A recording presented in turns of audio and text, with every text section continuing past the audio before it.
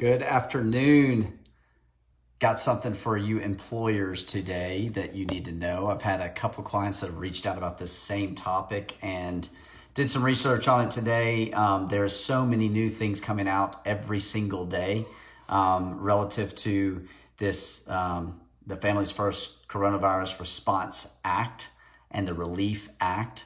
I actually haven't even watched any news here lately, so I don't know that they've actually passed the $300 billion for the SBA loans, that $1 trillion that should be coming out. Hopefully they will pass that sometime soon. But what I wanted to talk about specifically today is if you have employees. I had a couple of clients that reached out to me saying, do I have to keep people employed? Am I being forced to keep people employed that are not affected by the virus, that are, I don't know what my economic situation is going to be like as a business owner. I don't know if I can afford to keep everybody on here. I might need to lay them off. What should I do? What should be the steps that I take? I mean, if you're in business and you are not able to keep everybody working and keep them employed, then you need to have some type of temporary layoff. And that's what's happening. That's what's happening. But for those employees that are affected by COVID-19, there are some specifics that came out in this plan. I wanted to just share these with you right here so that you can understand exactly what you need to be doing. So according to the Family First Coronavirus Response Act, all health plans must cover COVID-19 testing. Like, it's a requirement that testing is covered in your health plan if you have health coverage for your employees. The second thing that's coming out that's related to it is the Coronavirus Response Act requires covered employers to temporarily expand FMLA protections and benefits to employees who have been employed for 30 calendar days and need to leave as a result of school closure or closure of child care provider due to COVID-19. So if you're a covered employer, you have to temporarily expand FMLA to those people that are affected by COVID-19 because of the school closures or the closure of a child care. So there are some specific things resulting in this. So this starts April 2nd, 2020 through December 31st, 2020. This applies to anybody who has employees of 50 employees or more. If you have 50 employees or less, 50 employees or under 50 employees, you don't have to follow the FMLA provisions if the compliance with them might jeopardize the viability of the business. I'm sorry, I don't have these memorized yet. So the Family First Coronavirus Response Act, or CRA, is what they were kind of referring it to. This is dealing with what you need to be doing with your employees. So I'm trying to talk to you about some of the new things that are coming out. I had two companies call me about this today. Do I have to keep people employed? You don't have to keep people employed.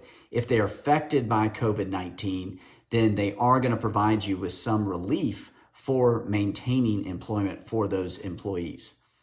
So covered employers must also provide paid sick leave in connection with COVID-19. They're requiring you as a part of the Coronavirus Response Act that covered employers must also provide paid sick leave in connection with COVID-19. The employee is eligible for sick leave if the employee is experiencing COVID-19 symptoms and they've been quarantined, or they're caring for an individual who has COVID-19, a son or a daughter that's out of school.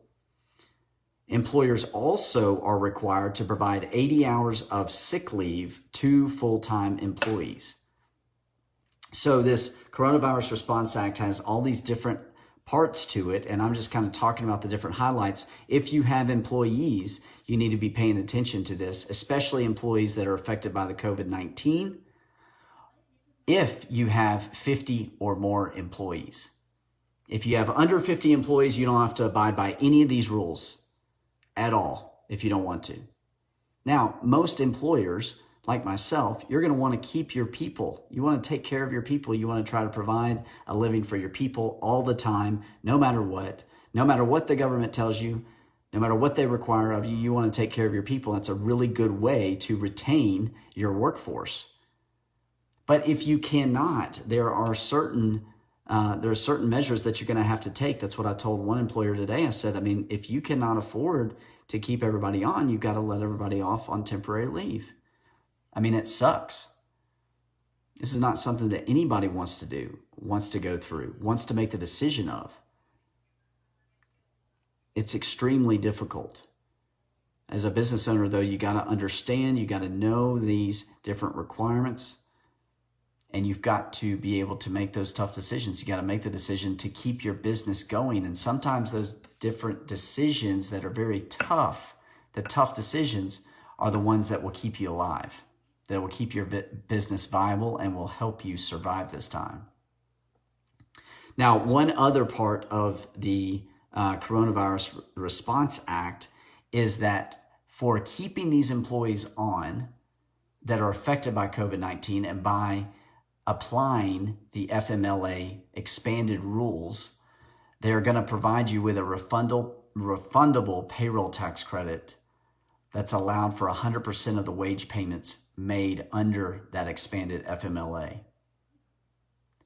So these are additional credits that are going to be provided for keeping an employee on and providing them with 80 hours of sick leave, for providing them with employment while they are suffering from COVID-19, while they are helping a loved one affected by COVID-19. That is what is a part of this Coronavirus Response Act. So I just wanted to cover a few of those things. If you have any questions or anything, please record some questions that are down here. What's up, Jack Lombard?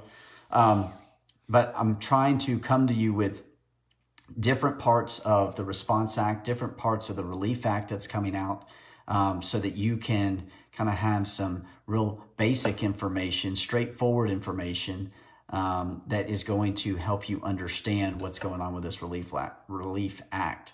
There are so many different changes that are coming out right now. I was talking to a gym owner yesterday, and he was forced to close his doors. Restaurant owners are being forced to close their doors. This is unprecedented times, and it's causing us to learn how to adapt. I was talking with that gym owner. I was talking to him about, maybe this is not the vehicle that's going to get you where you want to go. You got to think about what your vision is right now. You got to think about what do you want to do? How do you want to move forward and start taking those actions? This is a time for us to really think about what vehicle we're in, and is it the right vehicle that can get us where we want to go?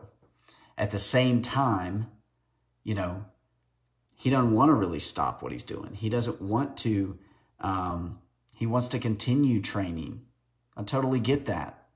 But we got to think about it in a new way. We've got to reinvent ourselves. This is the time to adapt. And so as these things are relief acts are coming out, different versions are coming out. Nothing is completely official, but this stuff that did today is what is official.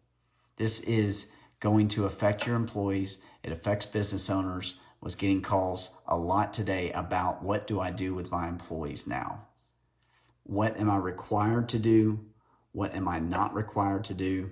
And the biggest thing you got to keep in mind is, if you have under 50 employees, you're really not required to do anything.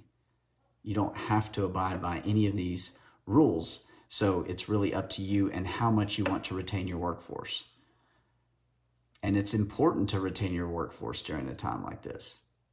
Most people will remember that. So, hope you have a good afternoon or rest of your evening. I can't believe it's 6 o'clock already. Please continue to follow me for any kind of updates or anything relative to this. We are helping a lot of business owners with SBA loans in that process. I'm doing a webinar on March 31st that shows you how to go through the SBA process, the loan application, on your own. If you're interested, I'll tell you about exactly what documents you need, how you need to put them together, taking you through exactly how we are helping our clients, and we're providing this as a service, but this is something that we can help you with as well. But I'm going to show you exactly what to do, what website to go to, how to go through the whole process on March 31st. So be on the lookout for that webinar and sign up for it and attend. I had a webinar today that I think we had 18 people sign up and only 2 people attended, which is okay, no big deal.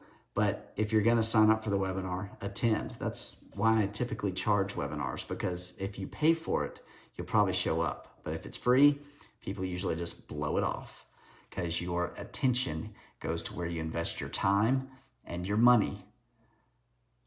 Time and money. Hope you have a good evening.